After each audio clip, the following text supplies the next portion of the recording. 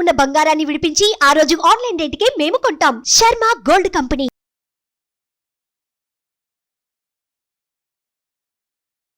నమస్తే, welcome to Suman TV. నేను మీ omni.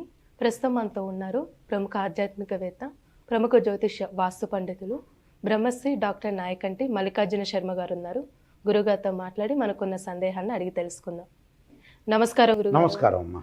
గురుగారు, ఇప్పుడు కుజుడు అదేవిధంగా గురుడి యొక్క కలయిక వల్ల అసలు కుంభరాశి వారికి ఏ విధంగా ఉంటుందండి?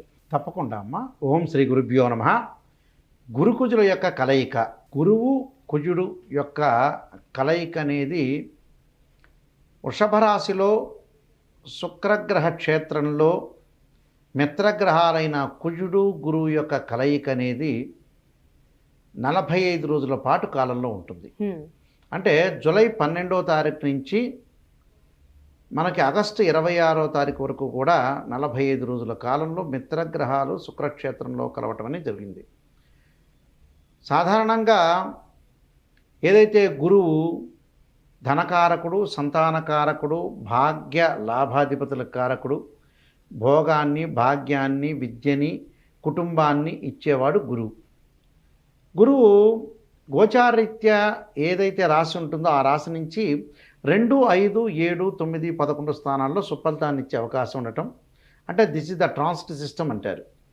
అలానే కుజుడు భూ సంబంధమైన విషయాలు, కోర్టు సమస్యలు, అన్నదమ్ములు, నరదృష్టి, శత్రుబాధ, ప్రమాదాలు, గాయాలు, శరీరంలో రుగ్మతలు, ఇలాంటివన్నీ ఇచ్చేవాడు. అంటే కెమికల్ కంపెనీస్ దగ్గర నుంచి మెడికలు, ల్యాబొరేటరీసు, రియల్ ఎస్టేటు, కన్స్ట్రక్షను, రైతులు, వ్యవసాయం, ఇవన్నీ ఇచ్చేవాడు అంగారగ్రహం.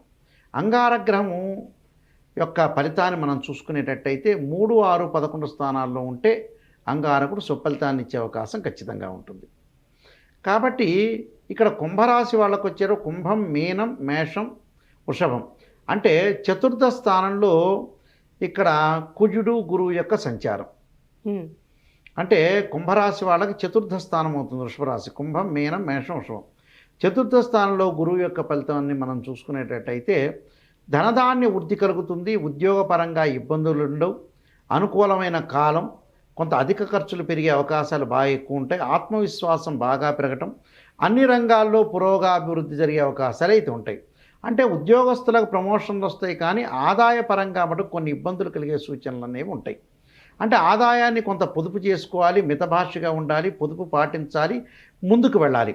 అంటే ఆదాయం అనేది గణనీయంగా పెరిగే అవకాశాలు ఎక్కువగా ఉంటాయి. ఆదాయం గణనీయంగా పెరుగుతుంది, ఉద్యోగస్తులకు ప్రమోషన్లు వచ్చే అవకాశాలు ఉంటాయి, అనవసరమైన ఖర్చులు కూడా వచ్చే అవకాశాలు ఎక్కువగా ఉంటాయి. అంటే అనవసరమైన ఖర్చుల్ని కొంత తగ్గించుకొని ముందుకు వెళ్ళాలి. కష్టానికి తగ్గట్టు ఫలితం ఖచ్చితంగా వస్తుంది. మానసికంగా ఒత్తిడి పెరిగే అవకాశాలు ఉంటాయి. ఏదైనా సరే పని చేస్తే కొంత చెడిపోయినట్టుగా భావించే అవకాశాలు ఎక్కువగా ఉంటాయి. కాబట్టి కోపాన్ని, ఆవేశాన్ని కొంత అదుపులో ఉంచుకోవాలి. దాంతోపాటు ఉద్యోగం చేసే చోట కూడా కొంత కోల్పోయే అవకాశాలు ఎక్కువ ఉంటాయి. పురోగాభివృద్ధి సాధించే అవకాశాలు ఉండాలి. అలానే కొత్త సవాళ్ళు, ఆకస్మికంగా కొంత ఖర్చులు, బడ్జెట్పై శ్రద్ధ పెట్టాలి. అంటే ఏదైతే ఉంటుందో దాని మీద బడ్జెట్పై కొంత శ్రద్ధ పెట్టడం అనేది చాలా ఇంపార్టెంట్. దాంతోపాటు కొంత స్థానచలనము, సమయానికి భోజనం చేయలేకపోవటం, అకాల భోజనం జరిగే అవకాశాలు ఉంటాయి. అకాల భోజనమే కాదు, ఆరోగ్య విషయంలో కూడా శ్రద్ధ పెట్టాలి. ఖర్చు విషయంలో కూడా కొంత జాగ్రత్తగా ఉండి ముందుకు వెళ్ళాలి.